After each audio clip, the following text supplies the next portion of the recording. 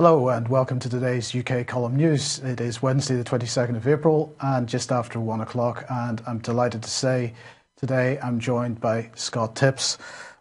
Scott, are you with us? I am. Thank you, Mike.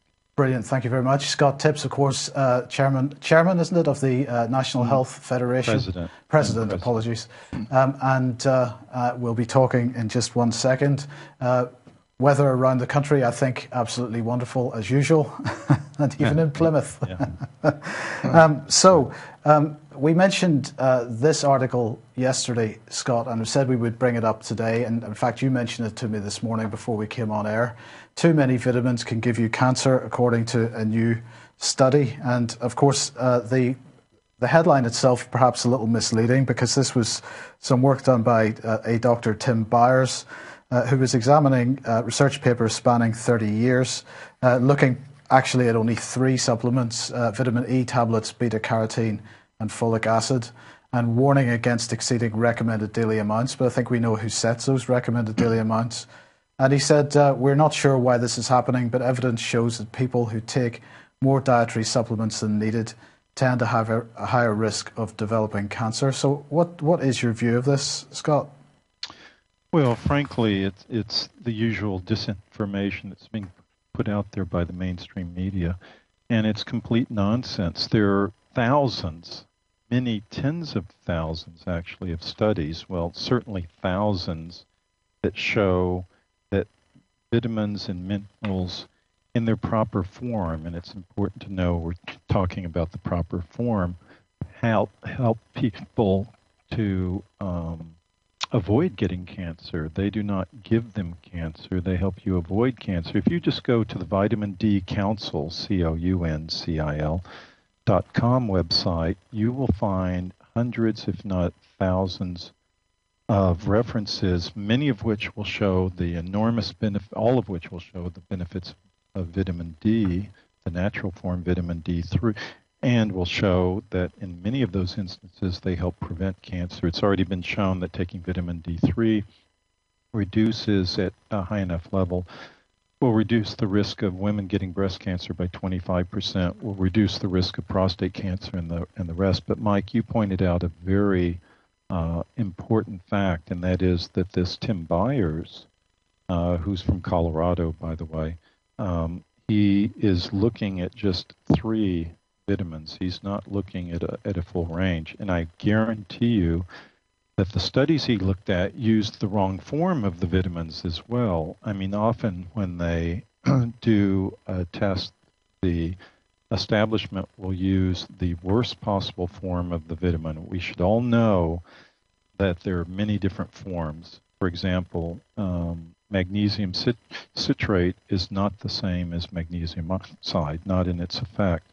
And with vitamin E, you can have D-alpha tocopherol, you can have DL-alpha tocopherol. One is the synthetic and the other is the natural. And the natural in almost every instance will work better than the synthetic form. But almost always these studies are on the synthetic form that doesn't work as well, or they're at dosages that are far too little, or they have additives in them that are the actual cause of the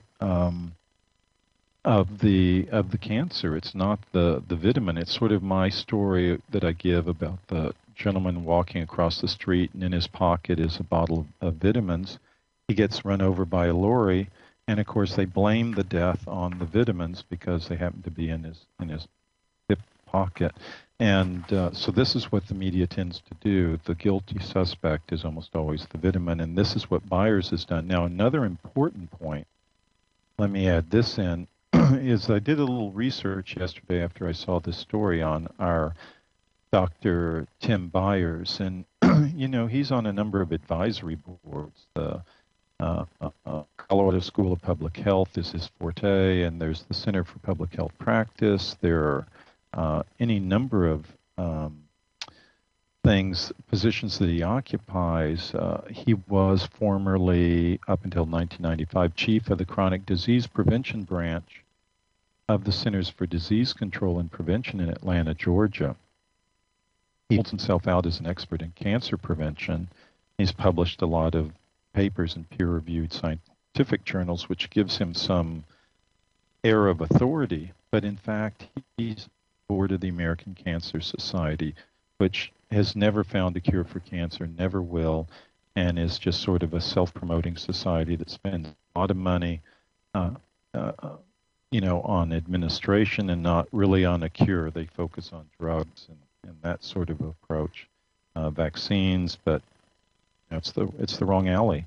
He's also on the board of the Colorado Foundation for Public Health and Environment, which is funded by Pfizer, by the Open Society Foundation, i.e. George Soros, by some health plans, one of the most major ones in the U.S., and the Cancer Treatment Centers of America. You can be sure they don't want their business to be, done away with, so they're funding this guy. You see where his money comes from.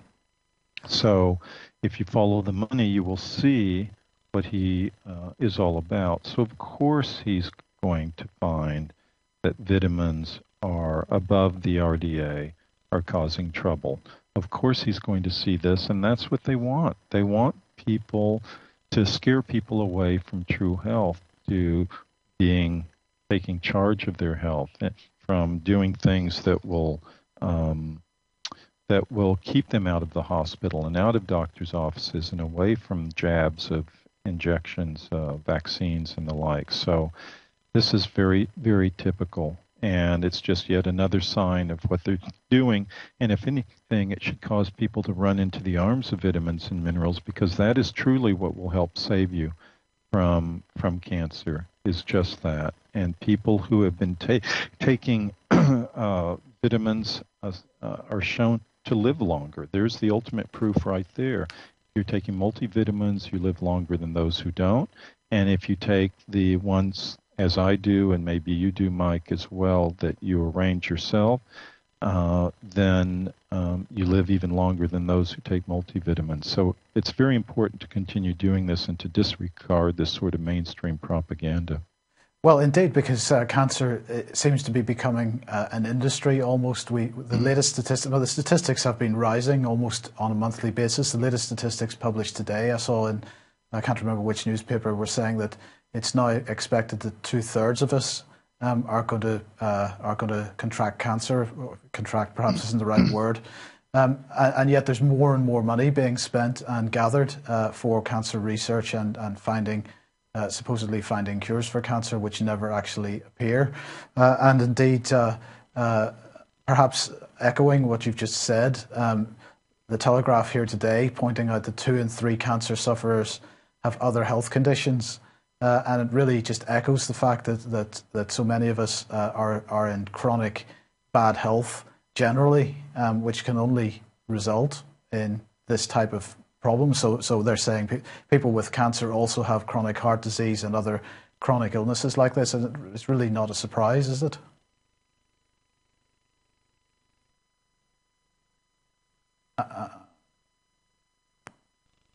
Off the microphone. Yes. When you speak, I put it on mute so I don't interrupt you. So I'm sorry, I put it back on. It's to pick up where I was talking without a true voice here. This is kind of funny because the treatments for cancer often cause heart problems. Chemotherapy, if you look at the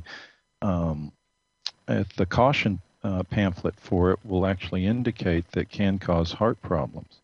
You will look and see that, and often what happens is they will give chemotherapy to a cancer patient, and eventually that cancer patient actually dies in many instances from heart failure.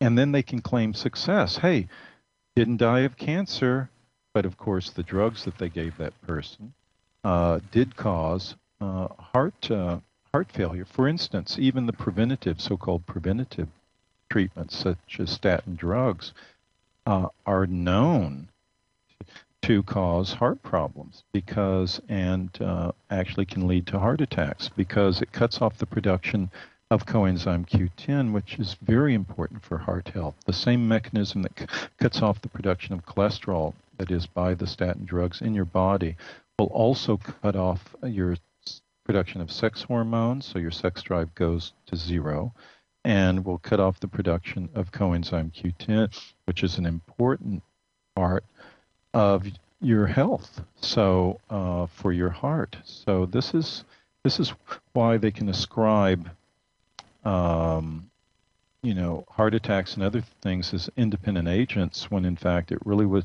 the cancer treatment that killed the person. Yeah.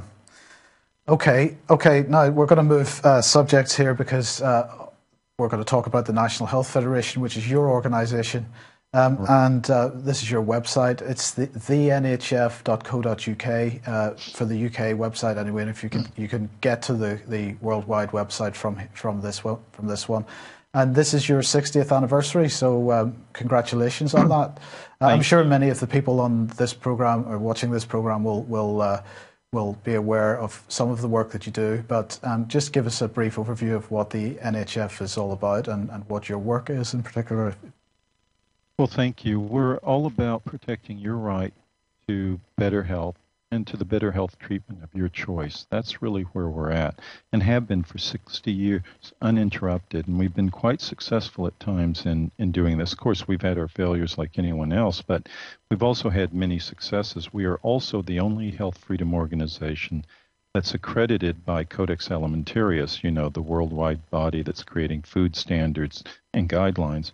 We're the only ones accredited to be present and actively participate in those meetings. And that's what we do and have been doing for nearly 20 years now. And I myself have been I'm on my 16th year of going to a Codex meeting, and am about to go as well. But NHF, we have a very active branch in the UK, NHF UK, headed by Emma Curry and with the assistance of Sylvia Gray and James Harkin, and others. And we are putting on an event this Saturday, April 25th in Manchester at the Friends Meeting House in Manchester on 6 Mount Street from 10 in the morning until 5 p.m. and then afterwards retire for a social hour or 2 or 3. And we invite anyone in the area to go. Now, the tickets are £35, but it does include lunch, and it does include a wide number of speakers, some of whom are rather fabulous. I mean, much more so than I. David William Gibbons is our keynote speaker, and he's outrageously good. Thomas Sheridan, everyone knows about Thomas Sheridan. He wrote the book Puzzling People, The Labyrinth of the Psychopath, talking about pathological and sociological dynamics. David Noakes will be speaking about his problems in Guernsey with GCMAF, with the authorities coming down hard on him and trying to put him out of business. Darren Diogi will speak on Heal Thy Mind, and then I will speak about Codex and some other things of that sort, general issues, and so we look to have a very good turnout, and it's a big place, and it'll be a great place to interact with other people and to get to know others and network, and to speak directly with the speakers as well. So we're hoping people will go. Again, it's going to be this Saturday in Manchester at the Friends Meeting House. It's a Quaker facility there, and it's very nice, right in the heart of Manchester. And its address is 6 Mount Street. And you can buy tickets at the door, or you can go to the nhf.co.uk website, that is THE, and then our initials, nhf.co.uk. And it'll be a fabulous event, so I hope everyone will be there. And we'll present some new information as well, such as I will talk a little bit about this 3-bromopyruvate, which has also been shown to be destructive cancer cells, cancer tumors in particular. So we really look forward to people being there. And if you can't be there, then please spread the word so others will be there, and we can have a great networking event. But in any event, this is our way of celebrating our 60th anniversary in Manchester. Next month, we'll have a similar event with our group NHF Sweden, and we hope to do one in Ireland. But in the meantime, this is the biggest event this side of the Atlantic. And so we really do hope people will be there and can and go to our website, thenhf.co.uk, and you'll see all the information right there front of your face, and you can get a program as well. So I have to say I'm not aware. I'm embarrassed to say I'm not aware of David William Gibbons. What is he going to be speaking about then? Well, he really speaks in kind of broad stroke terms. He's really a fantastic. He's down in near Stonehenge is where he is, and he's a broadcaster, historian and writer. And he has a radio program that goes out, as does yours, Mike, to many millions of people. And what he has done is he tries to piece together in broad strokes how we can make this planet better.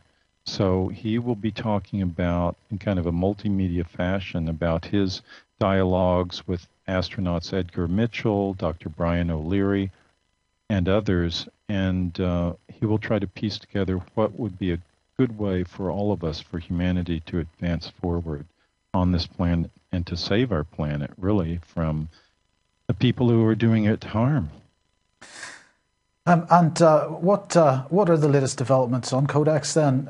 I don't really want to take too much away, maybe, if you're going to be announcing new stuff at the conference, but what can you tell us? Oh, no, I can definitely share that with you, Mike, and with your listeners. The main things that have happened since, really since last October have been the watering down of the organic standards. And keep in mind, again, for those listeners of yours who may not be familiar with Codex Alimentarius, this is a body that's been around not as long as NHF, but about 52 years. And it is responsible for creating the standards and guidelines for food and drink throughout the world.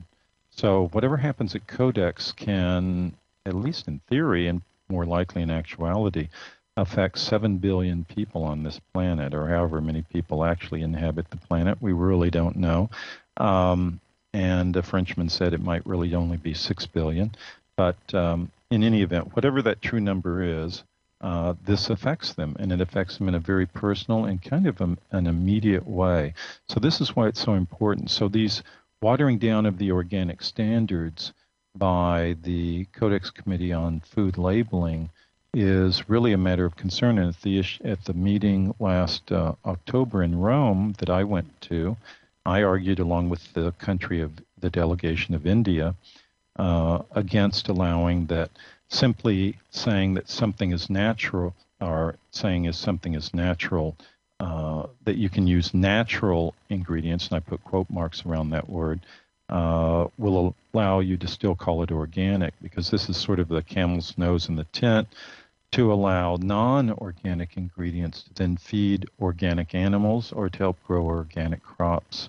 And it's just not to be permitted. So India and I spoke out against it, India and NHF, as well as the exculpatory language that they wanted to insert in there about, well, organic cannot account for all the environmental, contaminants that are in there. So see, this is their way to slough off on environmental contaminants, deliberate additions or ignorance where they allow other things to seep into organic foods, and this we cannot have. But the sad thing about it is, at that committee meeting, the Canadian chairman, Paul Myers, who's outgoing, he's no longer the chairman, and certainly won't be for the next meeting, but he contended that Codex, this is almost an exact quote, Codex must adapt to industry practices. That's why we're doing this. And our position at NHF is no.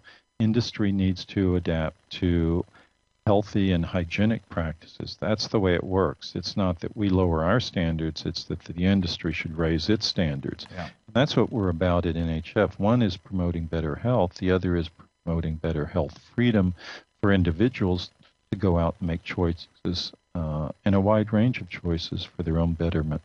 So that's what happened at that meeting. And then a month later, I was in Bali for the NHF Codex. I'm sorry, for the Codex meeting there. I was there for NHF and the Codex meet on nutrition, and we had a great victory there where 5 years earlier we had turned aside an attempt to dumb down the recommended daily allowance for vitamin C from 60 milligrams, which is already ridiculously low, to 45 milligrams, and stopped it almost single-handedly, again with the help of India and, believe it or not, with the delegation of Iraq chiming in on our behalf as well. I shouldn't say chiming in. They were quite good about speaking out. And now here we were 5 years later, almost exactly to the day, and we got vitamin C up by 220%. Now, it's still not the best. We obviously want more than 100 milligrams a day, but the point is that we reversed the energy, we had an effect there, and we turned the dynamics around to where it's headed the other way. Now, this will continue to play out with the upcoming Codex meeting. You know, these committee meetings tend to be annual. And the next Codex meeting on nutrition will be in Germany this November, and we'll be fighting to increase the RDA, the recommended daily allowance, for magnesium and for a good number of vitamin A and a good number of other nutrients that we think are being dumbed down. Because what we've noticed at Codex is at the same time that they are increasing the contaminant and toxin load, or allowing it to be increased, or trying to do that, they are dumbing down our protective mechanisms or our input that would allow us to protect ourselves from such things. So that's why it's so important for us to be there, and we'll talk a lot about this at the event this Saturday. So it'll be a great informational and social event for people to go to this Saturday in Manchester. Again, from 8 till 5. And for those who want to socialize afterwards, it'll probably go on into the wee hours of the night. Well, just getting back to our original story, actually, Dr. Byers, that we were talking about at the start of the program, said that, of course, the best way to prevent cancer is to eat what he was calling good food. But that is increasingly difficult to obtain, and Codex doesn't seem to be doing too much, or at least the agenda that they are following, the pro-industrial agenda, doesn't seem to be doing too much to help in that regard. Well, I'm glad you mentioned that, Mike, because I had forgotten about it, so I'm glad you brought me back around to it. Yes, eating good food sounds good, and actually it's something we agree with, but perhaps my definition of good food differs from Dr. Byers. And his definition. And in fact, what we found, their good food is usually doesn't include organics, does not include a real healthy spread, usually says avoid butter and use polyunsaturated fats, which is the exact reverse of what one needs to do. Doesn't include coconut oil, doesn't include a wider range of things, and that's what they call a good diet. But let me grant them for a moment, Mike, that they are talking about the same kind of diet that you and I would, or that many of your listeners would, that is a truly healthy diet. Even then, it's not enough to just simply eat good food. Even then, their advice, or his advice, is really dangerous. Because say you're in Plymouth, living in Plymouth, say you're living in Manchester, you're above the 33rd parallel. And what that means, 33rd latitude, excuse me. You're above the 33rd latitude. What that means is for probably 10 months of the year, it's impossible for you to get adequate levels of vitamin D. And vitamin D is so important in your body for at least 1,000 different enzyme pathways and mechanisms in your body, triggering certain genetic or gene switches to switch on and off and so on, and you just simply cannot get it. Even if you're buck naked in the sun in December, and there is sun in December, and you're willing to risk the cold and aren't all covered up, you won't get enough because the latitude at that time of the year is too steep, and the ultraviolet rays that create vitamin D will not be able to penetrate through the atmosphere because it's about twice as thick a distance as in July there. So your only time to make vitamin D in your skin is really July, give or take about 2 weeks either side of July, if you're living in England. And for darker skinned people, this is an enormous difficulty. But even for light skinned people like me, it's tough. Yeah, because, sorry, just because I think it was Dr. Graham Downing at the November conference last year mentioned that if your shadow is shorter than, if your shadow is, the shadow that's cast is shorter in height than you are, basically you're not getting sufficient vitamin D. And of course that is, as you rightly say, that is the case most of the time in this country. Yeah, that's very well put. I seem to recall hearing that, but I'd forgotten about it. But that's very well put. But it's easy enough to go by the calendar as well if you don't have a shadow to even see. And a lot of times you don't have a shadow. So just that alone tells you that you need more than eating food. And then what about vitamin C? I mean, you drink orange juice, but it's been pasteurized, and that heat destroys a lot of the vitamin C there. So even a normal diet, and even that won't provide adequate levels of vitamin C because we need so much more. Some have shown that you need between 5 grams and 10 grams a day. Well, at 60 milligrams in orange, you'd have to eat a heck of a lot of oranges to get that. And it's just not possible. And yet that's what we evolved with. Through a genetic mutation, we as humans and the other higher primates lost the ability to manufacture vitamin C like a cat or a dog can do. And if you actually contracted that out and saw or calculated that out and saw how much we should be making, it would be on the order of minimum 5 grams a day, 24 hours a day, by the way, and or 10 grams a day. Some have said 10 grams. So that's an enormous difference between what we're making and what we could get in our diet, or should be making and what we could get in our diet. Yes. Okay, well, look, Scott, we're just about out of time. Is there anything else you'd like to mention before we move on? The main thing is keep in mind about the event this weekend. Please do come. It's very easy to get to there in Manchester. And also, please go to our website, thenhf.co.uk. Sign up on our email list if you can't go, or even if you can. And please stay in touch. And we always need volunteers. We need help to get our mission done. So we appreciate your support, yours especially, Mike, and those at UK Column. And all of you are very welcome to come to the event at any time. Thank you. Brilliant. Well, thank you, Scott. Thank you very much. Hopefully have you on the program again soon. Brilliant. Thanks. Okay, just while we're talking about events, on the 1st of May, of course, another reminder of the common law event, which we're expecting lots of people to arrive at the ye old trip to Jerusalem in Nottingham. Starts at 9 a.m.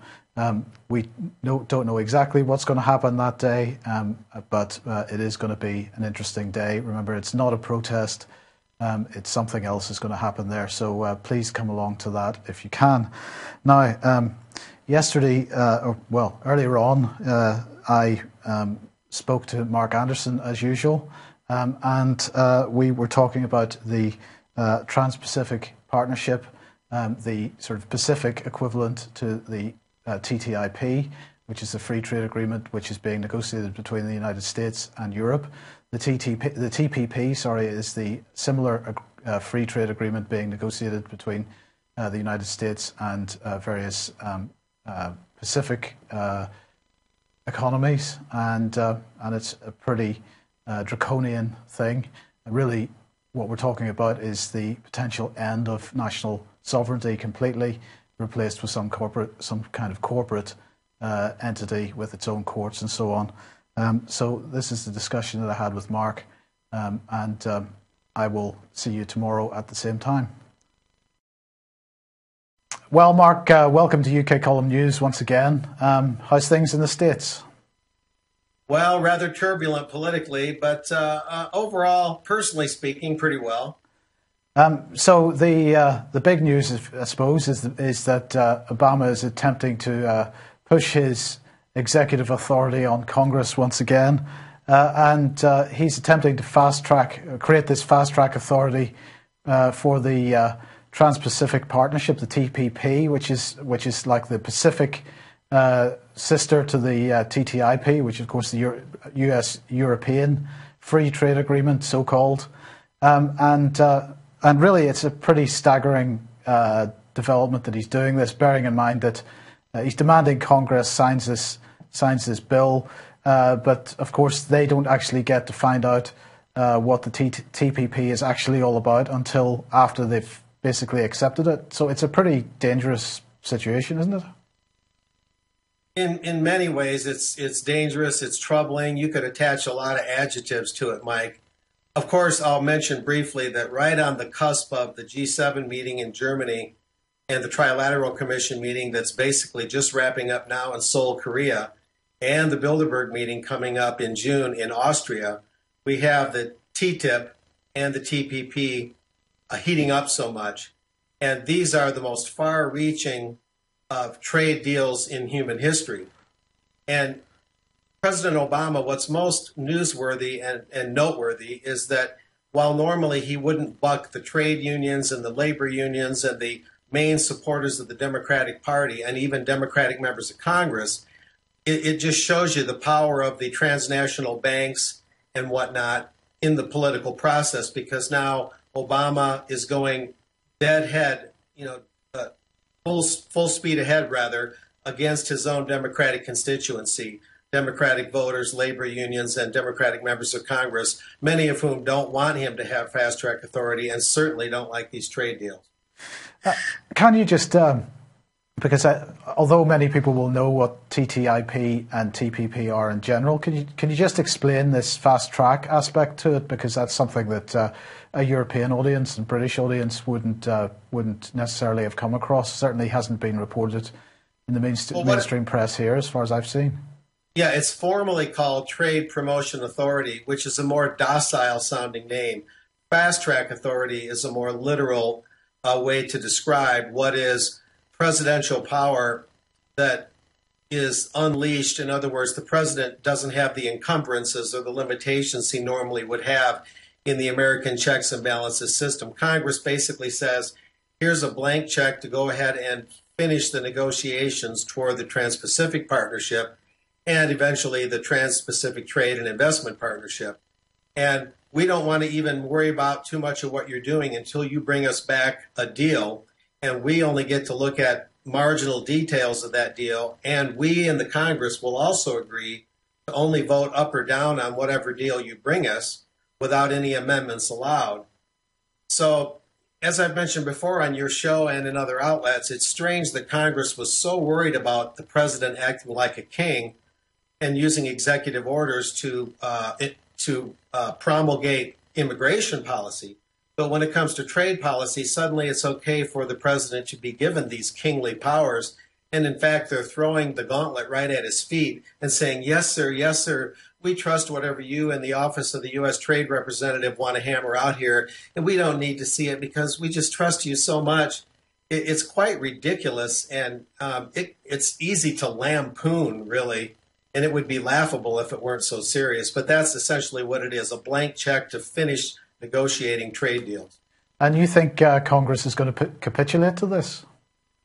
Well, Obama is making enemies out of his usual allies, as I mentioned, the Democratic members of Congress who are members of the same political party as President Obama, and the labor unions and other pro-democratic constituencies. So ironically, Obama, to the extent that he has opponents, are going to be the few independents in Congress and his own party.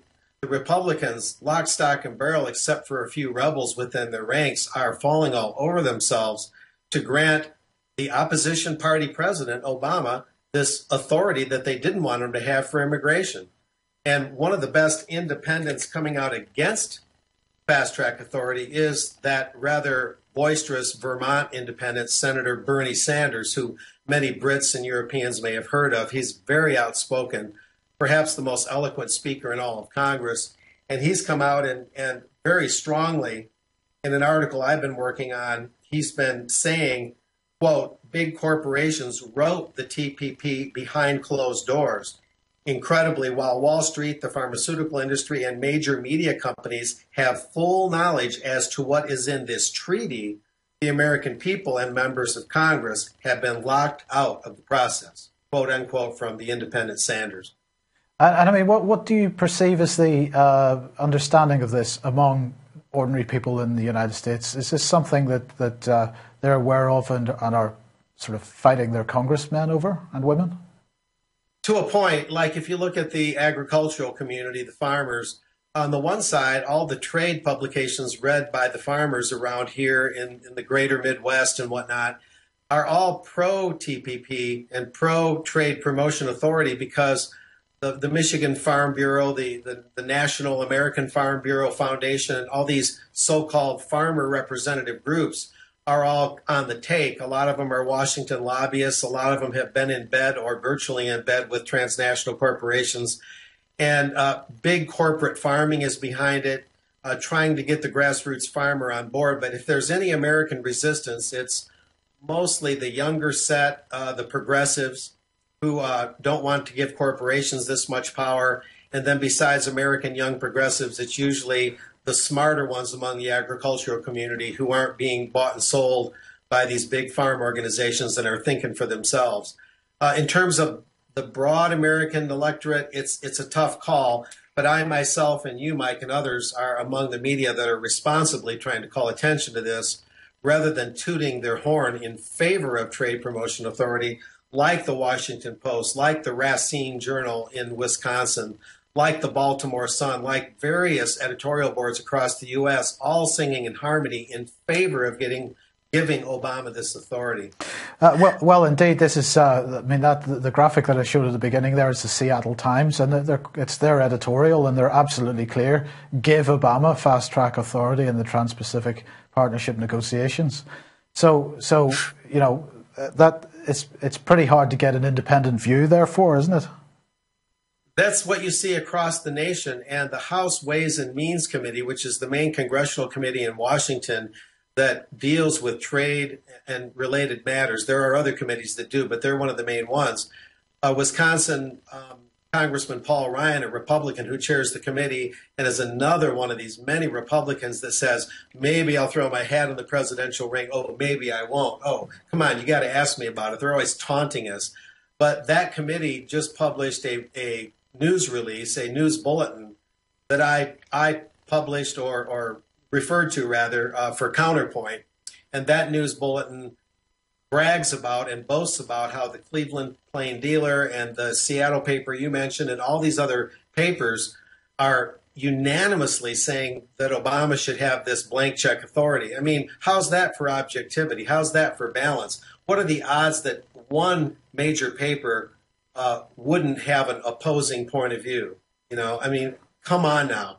There's the fix is in, and it's time for independent media like ours to really speak out. American Free Press, UK Column, and others. Is there a single founding father that isn't turning in their graves at this point? Well, some people say that the founding fathers were more pro-mercantilist and pro-big business aristocracy than Americans were told. That's kind of a school of history that we won't go into. But Thomas Jefferson, at least the more populist of the founding fathers, would be very disturbed by this, people like that. And they believed in the middle class. They believed in the working man. They believed in, the common people.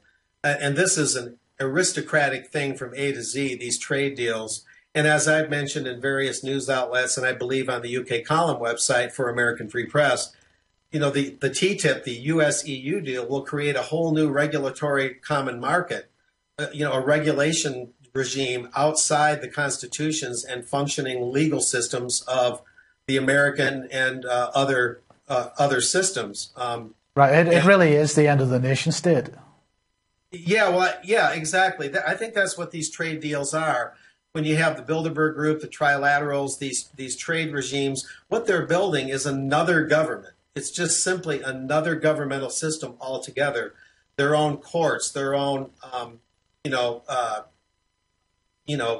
ways of settling disputes. Their arbitration courts, as they call them, where a lawyer one day can be representing a government, and the next day the same lawyers representing a corporation who's affected by that government. Conflicts of interest all the way. And yeah, it's another governing system altogether, which I think is the raison d'etre of Bilderberg and related groups. Okay, and finally, Mark, I mean, what are the time scales for TPP? TTIP still got a bit to go, but is TPP, are the negotiations well down the road at this point? You know, that's a good question, Mike. You see different quotes indicating a few months. One thing that I ran across in my studies and my writings was that the Racine, where is that at? The Racine, Wisconsin Journal mentioned, and I'm trying to find that here. Well, I can remember it. They mentioned that the TPP, if we don't get Trade Promotion Authority fast track for Obama really soon, if that doesn't happen, then they won't be able to push forward the Trans-Pacific Partnership because Obama won't have that authority. That'll slow everything down, and then things start running into the presidential election cult of personality that engulfs America, which for all its negative points would actually have a way of kind of bulldozing these trade deals off to the side and slowing them down, which would buy precious time for those who are opposing these trade deals. So, well, would it though? Because of course Obama's not running, and sort of the other thing that's sort of on my mind is he really hasn't much to lose at this point as an individual. So right. Are we going to see more of this type of attempt from the executive to bulldoze their way through the legislature? You're absolutely right, except for that Wisconsin paper, the Racine Journal, is worried that absent that fast track authority, Obama, without anything to lose anymore, still won't be able to move this thing forward as briskly as he likes with his time running out.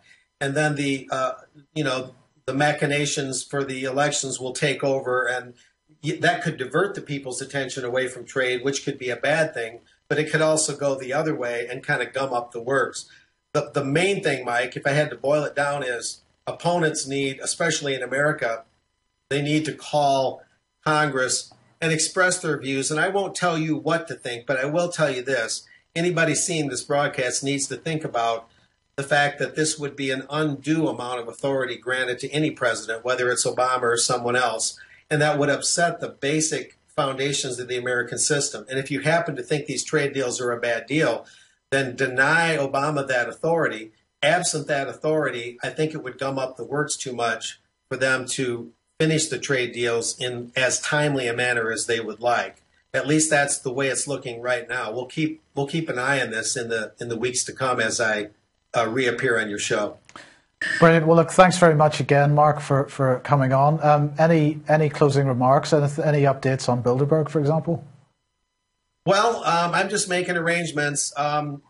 Nothing real concrete. I don't want to speculate too much. I did time in our early conversation that they're no doubt keyed into these trade deals, because that's a big part of what Bilderberg and the trilaterals are about, is this internationalist, transnational regime, regulation, centralizing the fiscal function of banks, fiscal functions of governments, along with centralizing banking even more. This is always a part of the ongoing Bilderberg plan, even though they get into separate details each year that they meet.